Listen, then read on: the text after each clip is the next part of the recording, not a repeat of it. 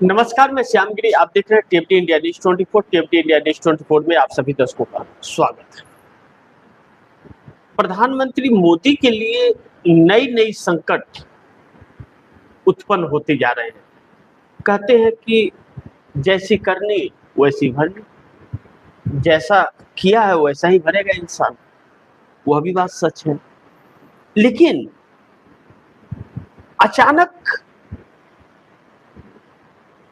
अगर पीएम दफ्तर के अंदर हलचल तेज हो जाए, अचानक में हलचल तेज हो जाए, तो इससे यह पता चलता है कि या तो सरकार में के अंदर कुछ बड़े संकट का सामना करना पड़ रहा है सरकार को, या कोई फेरबदल होने वाला है सरकार के अंदर, या फिर कुछ और सारी समस्याएं हो, उठापटक हो, सरकार गिरने की नौबत आ गई हो। कुछ तो होता है। अचानक प्रधानमंत्री दफ्तर के अंदर हलचल यूं ही तेज नहीं होता है, कुछ असमंजसता होती है या कुछ सच्चाई खुल गई होती है, पोल खुल जाता है, तभी होता है। सरकार में बड़े फेरबदल की उम्मीद तो है और होगी भी। पार्लियामेंट सत्र के 20 तारीख के पहले, 20 जुलाई के पहले होगी, इस बात से इनकार नहीं किया जाता, वो सच है। राजनाथ सिंह का इस्तीफा हो सकता है, धर्मेंद्र प्रधान का इस्तीफा हो सकता है, वित्त मंत्री निर्मला सीतारमण, हरदीप सिंह पुरी और नितिन गडकरी का इस्तीफा हो सकता है। अब कितने लोग इसमें बचेंगे और कितने का इस्तीफा हो जाएगा, यह 20 तारीख तक सब कुछ देश के सामने आ जाएगा। लेकिन बात यह नहीं है, बात यह है कि मोदी की अब खैर नहीं है, क्योंकि आरएसएस से सीधा टकराव हो गया और कहा जा रहा है कि आरएसएस ने तो धमकी तक दे डाली कि अगर राम मंदिर ट्रस्ट पर आज बैठक हो रही है, चंपत राय, इन लोगों को हटाया जाएगा कि रखा जाएगा, यह सब फैसले होने, लेकिन अगर सरकार ने उस पर सीईओ कमेटी पर नियुक्त किया तो फिर मोदी सरकार गिर जाएगी। या मोदी सरकार ने आरएसएस को फंसाने का कोई भी रणनीति बनाई तो सरकार गिर जाएगी। इसके पीछे एक लॉजिक है कि भारतीय जनता पार्टी के 240 सांसदों में हर कोई संघी नहीं है, लेकिन मुख्य संगठन इसका, और 240 सांसदों में तकरीबन 50 से 60 आरएसएस से जुड़े हुए लोग, 50 से 60 आरएसएस से जुड़े हुए हैं। और मेन कैडर इसका है सोशल मीडिया देखने वाला या महासचिव, महामंत्री, यह सब आरएसएस के हैं। आरएसएस ने हाथ अगर खींचा तो भारतीय जनता पार्टी उल्टी लटक जाएगी। क्या होगा? उल्टा लटक जाएगी। नरेंद्र मोदी का बस का नहीं रह पाएगा फिर बना पाना कैडर। और नरेंद्र मोदी ने जिन लोगों को अपने साथ रखा, मैंने कल के प्रोग्राम में आप दर्शकों को मैंने बताया था कि भारतीय जनता पार्टी के 240 सांसदों में वह 240 सांसद नरेंद्र मोदी के कैडर नहीं है, उसमें 104 सांसद नरेंद्र मोदी के साथ जो दूसरे दलों से लाए गए, जो लालच में भ्रष्टाचार करने के लिए आए हैं, भ्रष्टाचार के तरीके बताने के लिए मोदी को आए हैं, नए नए तरकीब, और ईडी सीबीआई इनकम टैक्स के डर से आए हुए। तो जब आप जिस पार्टी के नेता हो, उस पार्टी के सांसदों का समर्थन आपके साथ नहीं रहेगा तो आप प्रधानमंत्री कैसे बनोगे? चाहे 1 लाख लोग आपके साथ हैं, मैं कह रहा हूं 272 सांसदों की जरूरत पड़ती है बहुमत का, आपके साथ 400 सांसद हो, लेकिन आप जब अपनी पार्टी के नेता ही नहीं रहोगे तो आप प्रधानमंत्री कैसे बनोगे? यह समस्या फंस गई है मोदी के साथ। इसीलिए मैंने कहा ना, मोदी की अब खैर नहीं, मोदी फंस चुके हैं बहुत बुरी तरह से। पीएमओ के अंदर एकदम हड़कंप सी परिस्थिति मची है, हलचल पीएम दफ्तर में तेज हो चुकी है। अब इन सभी चीजों के बीच मैंने जैसा आपको कहा कि 104 तो मोदी के साथ हैं, और हर भ्रष्टाचार में यही 104 लिप्त हैं, और 100 36 जो हैं, जो अटल बिहारी वाजपेयी के सिद्धांतों पर चलने वाले हैं या आरएसएस के संग हैं, उनमें से नितिन गडकरी जैसे लोग, राजनाथ सिंह जैसे लोग, यह लोग, ओम बिरला है, यह लोग, धर्मेंद्र प्रधान है, निर्मला सीतारमण, हरदीप सिंह पुरी, यह लोग नहीं है, यह लोग नहीं है, यह लोग सब 104 वालों में, 136 वालों में नहीं। तो वह 136 इनके साथ खड़े नहीं है, एक इशारे पर आरएसएस के वह कल्टी मार जाएंगे। अब आरएसएस ने यह कहा, इसलिए मैं कह रहा हूं कि बड़ी संकट में फंस गई है सरकार। आरएसएस ने यह कहा कि यह तो तय है कि आरएसएस और भाजपा ने मिलकर के ही लूटा है मंदिर को, और आगे भी लूट रहे हैं, अभी भी लूट रहे हैं लोग, अभी भी हरकतें बंद नहीं हुई है, बद्री केदारनाथ में लूट रहे हैं लोग। अब आरएसएस यह जान गया कि मोदी बहुत बुरी तरह से फंस गए हैं और इसको जल्द कुछ निपटारा करना पड़ेगा, नहीं तो हिंदुत्व पर असर पड़ रहा है और सबसे ज्यादा आरएसएस पर पड़ रहा है। अब जिस तरह से राजनीतिक विशेषज्ञ या वरिष्ठ लोग विश्लेषण कर रहे हैं इसमें कि अब सरकार को एक कमेटी के ऊपर सीईओ नियुक्त कर देना चाहिए जिसकी निगरानी में सब चलेगा, और वह कोई केंद्र सरकार के अधीन होना चाहिए, आईएएस। अब ऐसे में अगर सरकार सीईओ नियुक्त करती है कमेटी का, तो फिर आरएसएस उस कमेटी में रह करके भी आरएसएस वह खेल नहीं कर पाएगा जो अभी खेल किया है, बोरी भर भर के पैसे ले जाने का, उस मात्रा में नहीं कर पाएगा। और राम मंदिर का ऑडिट होना चाहिए, आरटीआई के दायरे में आना चाहिए कि कोई भी व्यक्ति या पत्रकार आरटीआई लगा के, या आम एक व्यक्ति आरटीआई लगा करके मंदिर का पूरा ब्यौरा मांग सकता है। आम जनता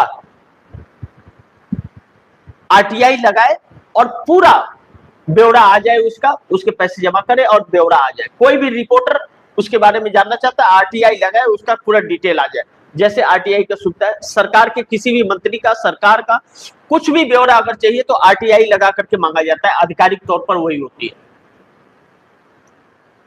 अब यह दायरे आ गए तो आरएसएस का लुटिया डूब जाएगा। अब इसमें मोदी सरकार भी फंसी है, आरएसएस भी बैकफुट पर आ गया है। इन सब चीजों से पीएमओ के अंदर हलचल मचा हुआ है और हड़कंप से परिस्थिति है कि अगर आरएसएस की नहीं सुन रहे तो खुद निपट जाएंगे, क्योंकि एंटी कंबेंसी मोदी को लेकर के अब ज्यादा बनती जा रही है, और वह एंटी कंबेंसी जो थी वो तो थी, अब वह राम भक्त या हिंदू जिनको या नफरत की चाशनी पिला रहे थे वही इनके खिलाफ हो गए। तो जितना लंबा चलेगा उतना ही वह क्रोध बढ़ता जाएगा, और क्रोध बढ़ता जाएगा तो 5 महीने बाद चुनाव है, 6 महीने बाद उत्तर प्रदेश, उत्तराखंड, पंजाब, 7 राज्यों में चुनाव, फिर भारतीय जनता पार्टी के लिए बहुत बड़ी संकट उत्पन्न हो जाएगी। फिर एसआईआर और चुनाव आयोग का दांव भी काम नहीं आएगा, हार जाएगी भाजपा। और इन 5 राज्यों में अगर भाजपा हारी, जो भारतीय जनता पार्टी का ही सरकार है ज्यादातर जगहों में, पंजाब छोड़ के बाकी सभी जगहों में भाजपा की सरकार, तो फिर नरेंद्र मोदी प्रधानमंत्री रह जाएंगे और 29 में इनका जादू नहीं चल पाएगा। अब यह संकट फंस गई है, अब क्या करें कि नियुक्त न करें तो जनता खिलाफ हो रही है, नियुक्त कर दे तो आरएसएस खिलाफ हो रहा है। अब इस चक्कर में मोदी बुरी तरह से फंस गए। ऐसे में 2 बड़ी अहम सवाल हैं। पहला कि आरएसएस ने मोदी सरकार को फंसा दिया, आगे कुआं और पीछे खाई, आरएसएस का खुला धमकी है यह। तो आरएसएस अपने आप को कहता है कि मैं एक सांस्कृतिक संगठन हूं। यह आरएसएस कहता है कि मैं एक सांस्कृतिक संगठन हूं, राजनीति से हमारा कोई लेना देना नहीं है। जबकि आप दर्शकों को अभी संबोधन में मैंने कहा कि भारतीय जनता पार्टी का मुख्य कैडर जो है, प्रबंधक, महामंत्री, अध्यक्ष, सोशल मीडिया हैंडल करने वाला या चुनावी प्रणाली को देखने वाला, यह सब आरएसएस के लोग हैं।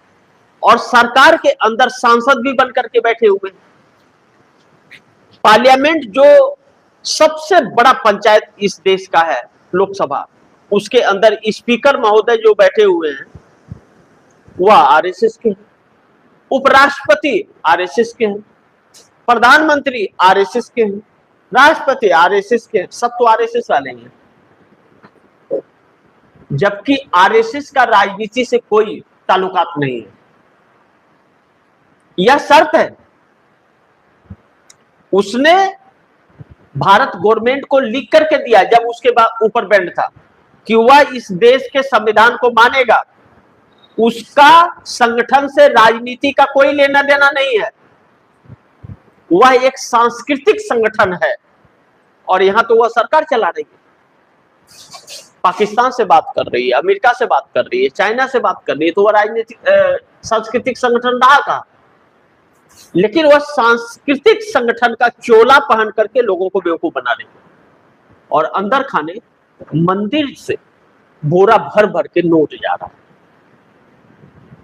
अब ऐसे में उसके लोग अगर गिरफ्तार हो रहे हैं और चंपत राय, अनिल मिश्रा या गोपाल राव या सब आरएसएस वाले हैं, जेल जाता है कोई और उसके बाद जेल से यह निकाल भी देते हैं, तो पहले एफआईआर फिर उसके बाद जेल, तो वह एफआईआर तो रिकॉर्ड में रहेगा। कभी भी 20 साल, 25 साल, 50 साल बाद सरकार बदल गई और उसी एफआईआर पर काम शुरू हो गया, तब तो सब निपट जाएंगे। यह डर आरएसएस को सता रहा है, क्योंकि नरेंद्र मोदी ने भी 25 साल, 30 साल का फाइल निकाल लिया। आजम खान समाजवादी पार्टी के संस्थापकों में एक थे, उत्तर प्रदेश में। उनका 30 साल, 40 साल पहले का बकरी चोरी का केस निकाल करके उनको जेल में डाल करके उनकी विधायकी ले ली, सांसद ले ली, नेतागिरी खत्म कर दी उनको। तो वही कार्य भारतीय जनता पार्टी के साथ भी होगा। रास्ता तो इन्होंने दिखाया और खून के आंसू सभी को रुलाए हैं। यह भी बक्से नहीं जाएंगे, या अच्छी तरह से जान रहे कि नहीं बक्से जाएंगे।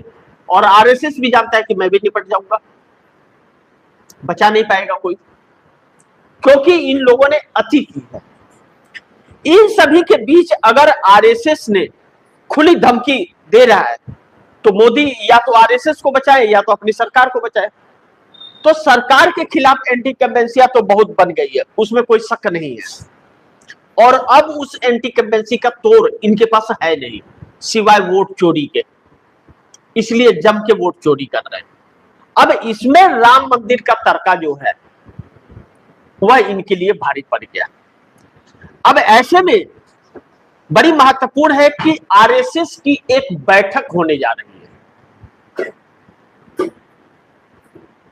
और आज वह बैठक कि चंपत राय का क्या इस्तीफा लिया जाए या नहीं लिया जाए, अभी यह विचार विमर्श चल रहा है।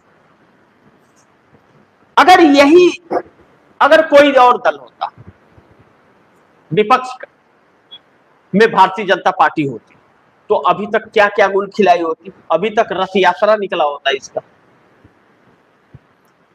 लेकिन इस वक्त के विपक्ष में यही कमियां कि मुद्दों को उठा तो रही है, लेकिन ट्विटर पर, सड़क पर नहीं। सड़क पर छात्र हैं और छात्रों को लेकर के, मजदूरों को लेकर, किसानों को लेकर के राहुल गांधी है, बाकी की पार्टियां कहां? अखिलेश यादव कहाँ है, मायावती कहाँ है, जयंत चौधरी कहाँ है, अनुप्रिया पटेल कहाँ है, ओम प्रकाश राजभर और संजय निषाद कहाँ है?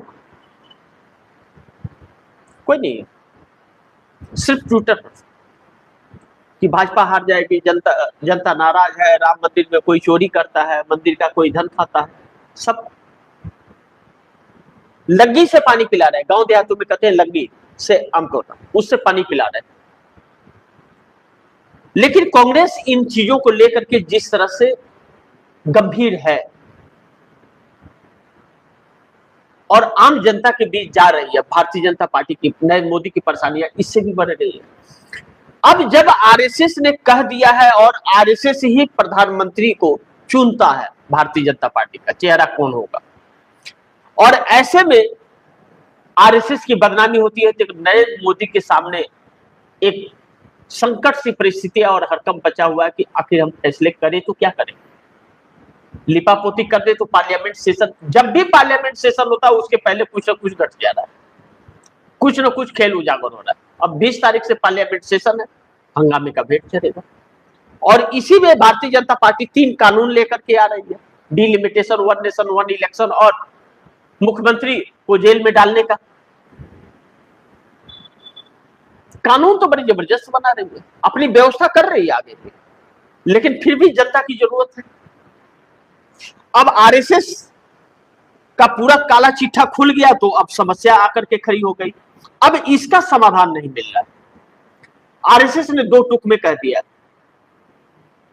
कि अगर आरएसएस का नाम आया और आपने सीईओ नियुक्त किया तो गठबंधन के लोग हैं या नहीं है, आपके भाजपा के लोग आपके साथ हैं क्या, यह सोच लीजिएगा। अब इसमें वह पूरी तरह से फंस गए हैं, सरकार संकट में पड़ गई है। इसी में सरकार में मंत्रियों का फेरबदल भी करना है। और नंबर 2, राम मंदिर ने पूरी सरकार को हिला दिया। यूपी में बिगड़ा भारतीय जनता पार्टी का माहौल। अब सबसे ज्यादा उत्तर प्रदेश के अंदर भारतीय जनता पार्टी को लेकर की जो छिछलेदर हो रहा है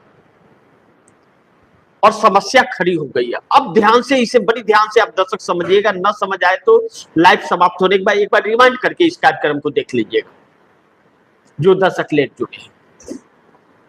अब उत्तर प्रदेश में माहौल बिगड़ गया। गांव गांव चौराहे पर चाय की चुस्की लेते हुए लोग चर्चा इस बात की करने लगे हैं कि बताओ, जो हिंदू हिंदू कर रहा था, जो राम राम कह रहा था और रथ यात्रा निकाल रहा था, आंदोलन चला रहा था, अब समझ आया कि यह आंदोलन क्यों कर रहे थे, सत्ता में आने के लिए और धन कमाने के लिए। इसने तो राम मंदिर में ही चोरी कर ली, तो जो भगवान के घर में चोरी कर सकता है वह देश का कितना लूट रहा होगा। इस तरह की भावनाएं लोगों के अंदर उत्पन्न हो रही है। कहां? गांव देहात चौराहे तहसील ब्लॉक के अंदर। और जब आप दर्शक ये समझिएगा, जिसे गांव से वोट मिलना शुरू हो जाए, कस्बे से वोट मिलना शुरू हो जाए और जिसकी चर्चा चौराहे पर होने लगे, वह सरकार बच नहीं सकती। और जिसको लाने की चर्चा करते या गिराने की चर्चा करते, उस सरकार को गिरा देती है। यह चर्चा आम जनता के बीच जो होने लगी है, भारतीय जनता पार्टी पूरी हिल गई है सरकार। और उत्तर प्रदेश में 5 से 6 महीने बाद चुनाव होना।